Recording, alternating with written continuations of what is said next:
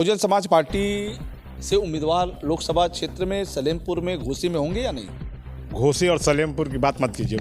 Baspa 80 seat, Uttar Pradesh का 80 seat पर चुनाव लड़ेगा। अब बलिया से सांसद बसपा का होगा।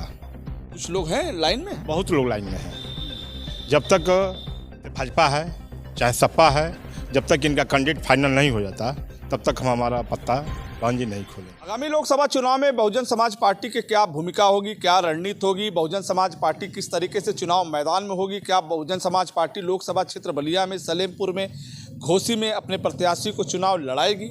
हमने जो 3 लोकसभा का नाम इसलिए लिया, ये तीनों लोकसभा बलिया मुख्यालय से जुड़ा है। बात करें सलेमपुर लोकसभा क्षेत्र से, बांसडीह, बेलथरा और सिकंदरपुर, ये बलिया जनपद के 3 विधानसभा हैं। और जहाँ तक घोसी मऊ की बात है, यहाँ घोसी लोकसभा क्षेत्र की बात है, वहाँ रसड़ा विधानसभा क्षेत्र जो अपने बलिया जनपद में है, जो घोसी लोकसभा सीट का एक हिस्सा है। तो बहुजन समाज पार्टी में तमाम चर्चाएं हैं कि बहुजन समाज पार्टी कैंडिडेट उतारेगी। यदि कैंडिडेट उतारेगी तो किस तरह का कैंडिडेट होगा?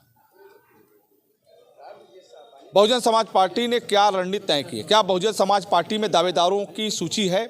क्या बहुजन समाज पार्टी में दावेदार टिकट की दौर में है? क्या दावेदार टिकट की लाइन में है?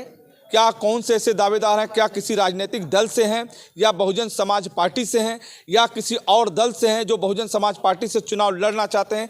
कई मुद्दों पे आइए बात करते हैं। नेताजी जी, विजय जी, क्या हाल चाल है? क्या नाम बताएं सर? ब्रिजेश राम। ब्रिजेश राम जी, मैं ब्रिजेश राम से बात कर रहा हूँ।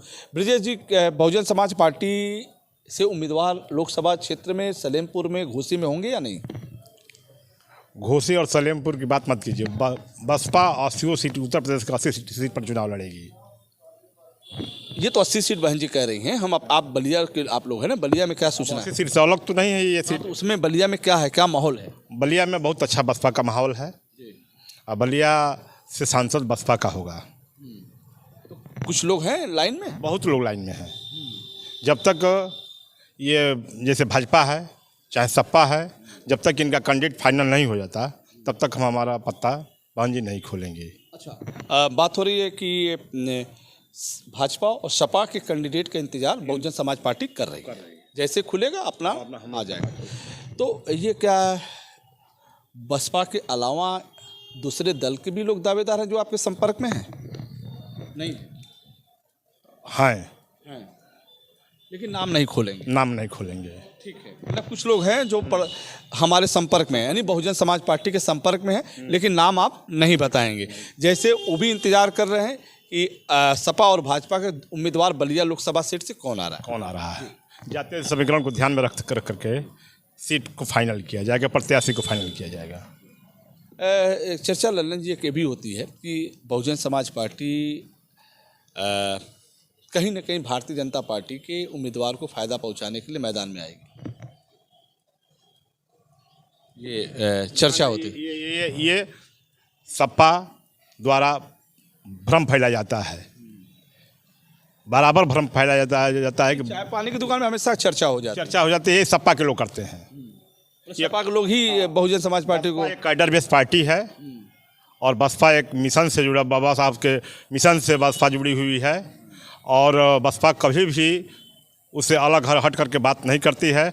बसपा अपने समाज को ध्यान में रख करके, बहुजन समाज को ध्यान में रख करके कोई निर्णय लेती है। मतलब जो लोग इस तरह का प्रचार कर रहे हैं समाजवादी पार्टी के लोग गलत करते हैं, समाजवादी पार्टी के लोग हैं। बसपा का एक मिशन है, बसपा मजबूती से चुनाव लड़ेगी और किस दल का सामने होता है वो अलग है। हाँ, अच्छा, ये मैंने जो कहा वो कहीं ना कहीं इसकी चर्चा में हो जाती है कि नहीं बसपा जो है भारतीय जनता पार्टी को फायदा पहुंचाएगी। बसपा के खिलाफ गलत प्रचार किया जाता है। नहीं, इसलिए देखते हैं ना कि जो आपके क्षेत्रीय विरोधी करेगा क्या? नहीं, सपा ठीक है, मैं नाम नहीं लेता, लेकिन ये चर्चा इसलिए उठ रही है। सपा का जो इस प्रदेश में हालत है बदतर है। आप देख लेंगे, उनके पास न ओम प्रकाश राजभर हैं, न जयंत चौधरी हैं, न पल्लवी पटेल हैं। आज सपा धाराशाही है, जिसे तालमेल की कांग्रेस से लड़ाई सपा से या भाजपा से? भाजपा से है। आज मैं बताना चाहता हूं कि आज जिससे तालमेल किए हुए हैं कांग्रेस से, उसके पास पूंजी ये नहीं है इस प्रदेश में। बिना पूंजी का कोई दुकान नहीं चल सकता। नहीं तो 2019 में आपसे भी तालमेल किए थे, लेकिन आप लोग खड़े नहीं उतरे, जैसा वो लोग कहते हैं समाजवादी पार्टी के लोग। जीत गए 5 हमारे ही वोट से चुनाव जीते वो। कई तो आप भी जीत गए ना। हाँ, तो हम जीतेंगे ही, हम मजबूत हैं तो हम चुनाव नहीं देंगे। लेकिन 2014 में तो जीरो रहा।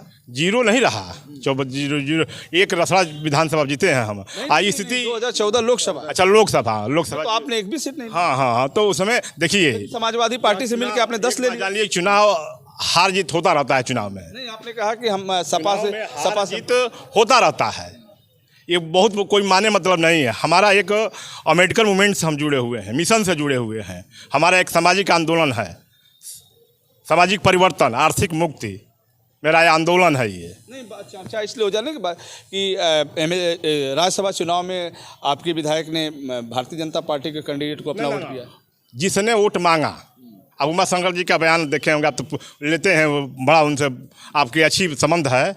जो वोट मांगेगा हम उसी को नोट देंगे। इसलिए शक कर रहे हैं लोग, समाजवादी पार्टी के लोग, कि हो सकता है कि सपा के कैंडिडेट को हराने के लिए भारतीय जनता पार्टी को मजबूती प्रदान करने के लिए इनका कहना गलत है। हम अपने संगठन बूथ स्तर पर तैयार किए हुए हैं। कैडर कैंप पूरे प्रदेश में चल रहा है, पूरे देश में कैडर बसपा का कैंप चल रहा है। हम उस संगठन के बल पर आने वाले लोकसभा में चुनाव जीत करके हम दिखाएंगे। अपने संगठन को मजबूती के साथ तैयार कर रहे हैं। बात हो रही थी ब्रजेश राम जी से। इनका दावा है कि ये जिस तरह का लोग प्रचार करते हैं, समाजवादी पार्टी के लोग हैं, गलत प्रचार कर रहे हैं। बहुजन समाज पार्टी पूरे मजबूती के साथ लोकसभा क्षेत्र में होगी और कैंडिडेट भी जानदार और शानदार होगा। फिर